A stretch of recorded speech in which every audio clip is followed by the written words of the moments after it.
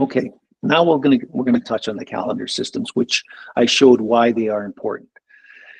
Predominantly, there's four systems out there that the world views for timekeeping purposes, for setting appointments and keeping appointments. There's the Gregorian Julian calendar, which I'll put into acronym GJC for brevity.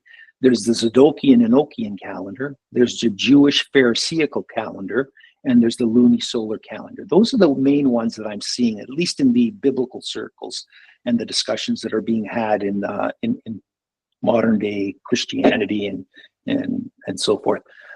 Before examining each of these systems, I will give a brief introduction as to what the main doctrines of each systems are, so that we all understand what we are referring to when discussing each of these systems, so that we're, not, attacking straw men, or, not representing each of these systems properly. Now, if anybody has a disagreement with what what I think the main doctrines are, that is a separate discussion that we have to vet out, so we're always on the same page as what we're talking about. So I'll start with the Gregorian Julian calendar. Okay, this is the easiest one to refute biblically. It has no foundation in scripture, being purely a pagan calendar system developed in the 1st century BC by Sosigenes for Julius Caesar. That's why it's referred to as the Julian calendar. It was refined in the 16th century by Pope Gregory, or by some of the people under him, because he had asked to get it refined, because it was not, by the 16th century, it had veered off from the actual sidereal calendar of the celestial sphere of the heavens, so that it was off by a few weeks. Okay, and so Pope Gregory wanted this to bring it back into the line, so they developed what is now called the Gregorian calendar, named after Pope Gregory, in honor of Pope Gregory. It is scripturally unsupported, because nowhere in scripture do the following occur. Well, a day does not start in the middle of the night or midnight. The year starting in the middle of winter on the first day of that month, okay, which is a pagan deity. Months were named after Roman emperors and Greek gods. Days of the week are named after pagan gods, all of them, which we are not commanded to even utter on our lips. Okay, this is Exodus 23, 12 to 13. For 6 days you are to do work, but on the 7th day you must cease, so that your ox and your donkey may rest, and the son of your maidservant may be refreshed, as well as the foreign resident. Okay, pay close attention to everything I have said to you. You must not invoke the names of other gods. They must not be heard on your lips. Now notice this. Verse 13, which tells us not to invoke the names of other gods on our lips, is said right after the 6 day, the Shabbat command, that we're supposed to work 6 days. In other words, he's linking not to invoke the names of other gods with the calendar. Like they're linked. They're one right after the other. In other words, this message is being addressed to us in these times when we use pagan gods to set our appointments and our appointed times. Like we make appointments, all the time on pagan god days. We're commanded not to do this via this. In this system, what are months related to? Nothing. They just float throughout the numbered weeks. In other words, months have no meaning. They're just arbitrary, made-up periods of time. Okay, this is a pagan worldly calendar, and most of the world currently follows this, which we, as children of the Most High, are called to come out of her, my people. That's Revelation 18:4.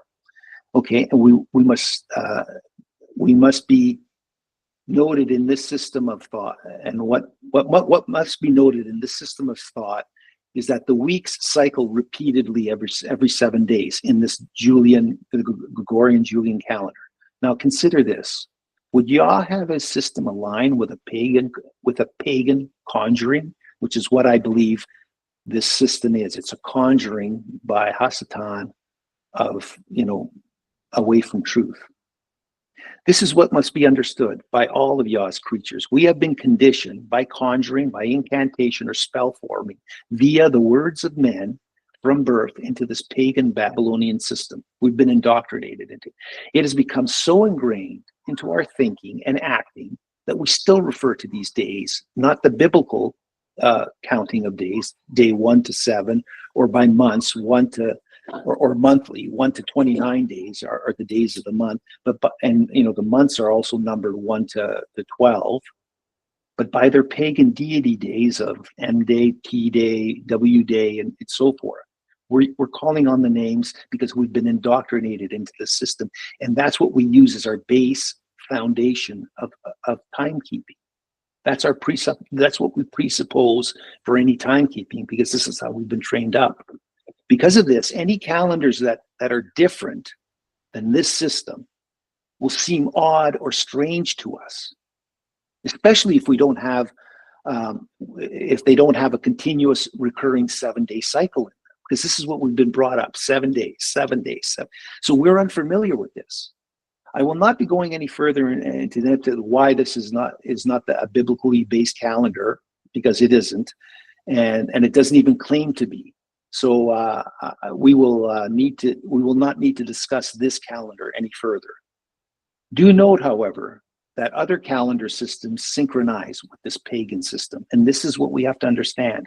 And where they synchronize, it gives us, familiarity and comfort that saying, "Oh, yeah, I'm used to this. Okay, this is what has to be understood." So we'll leave the Gregorian calendar. Yes, Scarlett. The scripture that I came up with that this violates, it's the prophecy of Daniel that when the anti-Mashiach comes, he will seek to change times and seasons. And he does that through giving or instituting a calendar that is against what the Creator revealed in his word, number one. And then the second witness is, and I'm sorry, I don't have the actual chapter number. I'm just off of my head. This is what comes together. But the second verse is teach us to number our days. It's not teach us to name our days, because the names of the pagans, like you said, the Mon Day, these are all pagan deities. And so it's whenever you look at the Torah, it starts to describe Noah entered the ark on the 17th day of the second month. The months are numbered and the days are numbered, but nothing is given a name originally by our Creator until after the Babylonian captivity. And so if we want to see it the way our Creator sees it, he numbered everything. He didn't assign it a name. 100%. And this is what I'm trying to say. Because we've been indoctrinated into this system, this is what we're comfortable with, and this is where we go back. It's like the dog returning back to his vomit. The scripture says all that. And, scripture is very clear on what I'm saying. Now, I don't, always give one, scripture verses for everything I'm saying, because I'm just assuming that most people understand this. And like I said, this presentation will double in length if I start, I will present where I think it's appropriate and, scripture and verse. If people are unsure as to where I'm getting something from, please address it. And I may not be able to provide, the scripture and verse number right away, but I will get that to people if they really wanted it. But this seems to be what is indicated to me in scripture. And I think to most of you have no issues with what I'm saying. So we'll continue on. And thank you for bringing that up. Yes, Tessa. The scripture that Scarlett is actually referring to is Psalms 90, verse 12. Teach us to number our days and let us bring the heart to wisdom. I'm so glad you're here with us. Thank you, Tess. Yeah, I mean, I'm not very good at quoting, certain scriptures and verses for things that I say. I do, I believe these things because this is what I read out of scripture. Sometimes it's difficult for me. And I've done a fair bit of quoting of the scripture and verse. So we'll continue on as we go. Okay. So the Zadokian Enochian calendar, this is the second calendar we're going to look at. And these are the main doctrinal principles that I understand are part of this system. I'm just going to list them out. I'm not going to talk about them. I'm going to do that further on in the discussion. This calendar, months do not start with new moons, okay, the dark or invisible moon.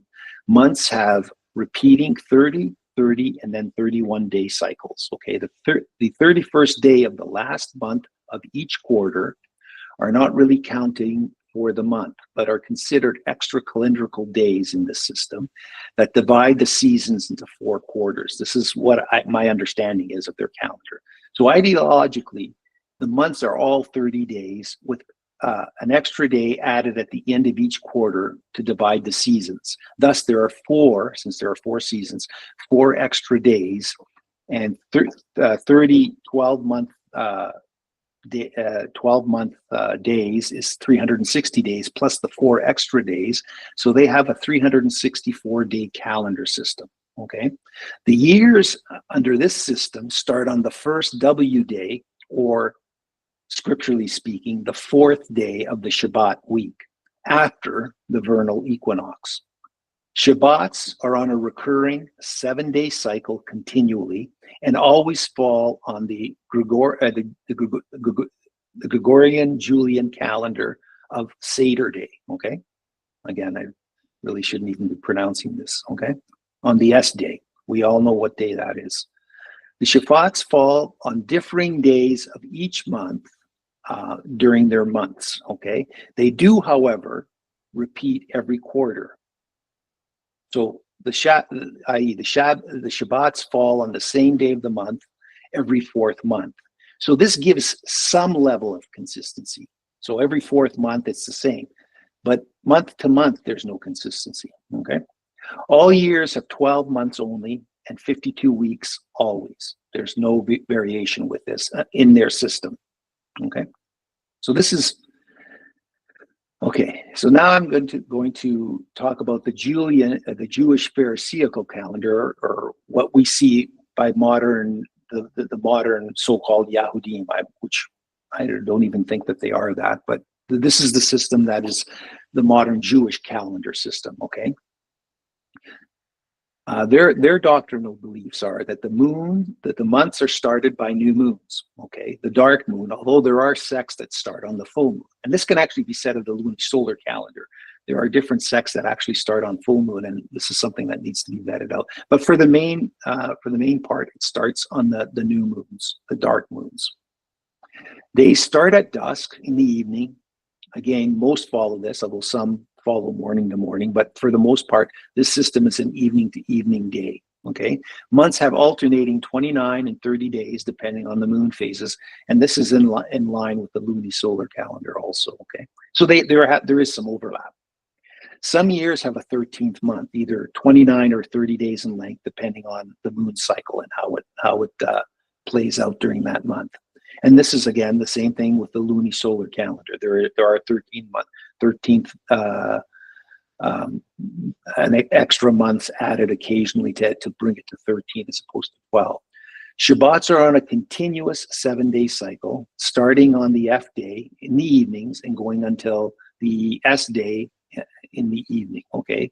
It's what they call the 7th day. Thus are not correlated at all with them. Now these, however, the Shabbats are not in their system correlated with any moon cycles, okay? And this aligns with the Julian Gregorian system, okay? Their Shabbats are on a continuous 7-day cycle, okay? So it seems like they have 2 methods, one using the moon and then another one which is just a continuous 7-day cycle. That seems, I'll discuss that further when we get into critiquing this system. The start of the year is determined by the Abib barley being ripe for first fruits. Some versions, some use the first new moon after the VE I refer to as the vernal equinox.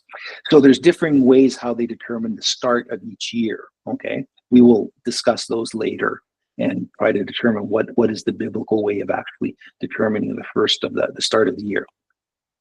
Again, as with the Zadokian calendar, the Jewish Shabbats coincidentally line up with the S days of the Julian Gregorian calendar. Well, imagine that. It's almost as if they're telling us who they align with, which is exactly what they're actually doing. This is a sign, okay? And the last calendar we will be discussing here, and I'm sorry if that print seems rather small, but I'll read it out, okay? And I'll discuss this point by point. Okay, this is a fairly new concept for a calendar system certainly to the Western world and those not weaned off of milk. Did not Yah say that in the last days his people would be prophesying? Well, I believe this is an indication of that. His word is coming to fruition and is being spread in the world, okay? All months start with new moons, okay? And by new moon, I'm referring to the dark occulted moon. There are versions of this calendrical system that use the full moon as the start of the month. Later on, I'll try to vet out why I believe that this is an error, okay? Months have 29 and 30 days alternating. And if it's 30, the last day is not the new moon day, but part of the new moon celebration, as the moon is occulted for a 2-day period. In other words, the moon will be occulted for 2 days, and the new moon is the first day, or the second day of the occultation is the actual new moon day, not the first day of occultation. And what I mean by occulted is just hidden. It's got nothing to do with, witchcraft or anything like that. Occulted just means it's hidden. In other words, the light of the moon is not seen. Every year starts with the new moon closest to the vernal equinox under this system in the spring, so that the barley is a Abib for the Feast of First Fruits. And actually, Scripture does not even talk about the vernal equinox, but it does talk about the Abib barley. And I believe it lines up with the new moon being closest to the vernal equinox. It just coincides that way because the timings are always the same. Some versions have it as the first new moon after the vernal equinox. However, this is nowhere to be found in Scripture. Okay, and nowhere does it say that the first day of the first month of the year has to be after the vernal equinox. Okay, new moon days are not counted in the weekly count. Okay, similar to the intercalary days of the Zadokian calendar. Remember how I said the 31st days? There are 4 of them, and they're not counted towards the months in the Zadokian system. Well, the new moon days are now counted in the weekly counts in our system. We do have weeks, and they're 7 days. They're work 6 and the Shabbat. But the new moon days, the occulted phases of the moon, are not numbered in the months, but they're not part of it. Okay. And this is basically just saying, just as the 31st day on the Zadokian calendar quarters are really not part of the preceding month. Okay, this is the only calendar in which the position of the moon at conjunction determines the international day-date line for the coming month. Okay, this line resets itself each month depending on when the sunrise is occurring at the moment of the lunar conjunction. Wherever that sunrise is occurring, that is the international day-date line for the start of the new day. All other calendar systems use a man-made arbitrary international day-date line. This is quite important because these date lines can be moved, and they're not fixed. They're not fixed in the heavens. Okay, and it runs approximately at our 180-degree longitude when we use Greenwich. As Greenwich, England, as being the 0-degree longitude. We have to set a reference point. That's what they set. But Yah sets his international day-date line each month, and he resets it. And it winds up being in a different part of the world every month, depending on when lunar conjunction occurs. In other words, on the lunisolar calendar, the heavenly luminaries determine the international day-date line on the earth itself, not man. All other systems use an international day-date line that is man-made, meaning it is arbitrary, because man is arbitrary. He just decides whatever, willy-nilly, what he wants, so that we can make it whatever we want, wherever we want. Well, does that comport with truth? No, it doesn't. Each month has exactly the same layout in this system. 1 or 2 new moon days, one being the new moon day itself, which is the start of the new month, and perhaps a day at the end of the previous month also being occulted. Okay, but it's not part of the new month. It's part of the previous month. Okay, there are 4 recurring 7-day Shabbat cycles or weekly cycles. Shabbat and week are almost synonyms, and these follow a 6 work days which end, and then a 7th Shabbat day. Okay, the weekly Shabbats always fall on the 8th, 15th, 29th, and 29th day, 15th, 22nd, and 29th days of every month. Thus, they are always consistent and based on the moon phases. This is easily determinable, but by anyone with eyes to see.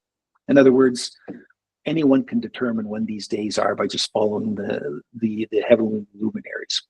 Days start in the morning at sunrise. Some loony Sabbatarians are evening to evening, but I believe this has some issues in Scripture. But this is something that has to be vetted out, and this is not the aim of this study to vet out day or evening. Okay. Also, there's still discussion as if the day starts at first light or at the moment of sunrise itself in this system. So when does the actual day start in the morning? Again, that's another topic that needs to be vetted out with Scripture, which I'm not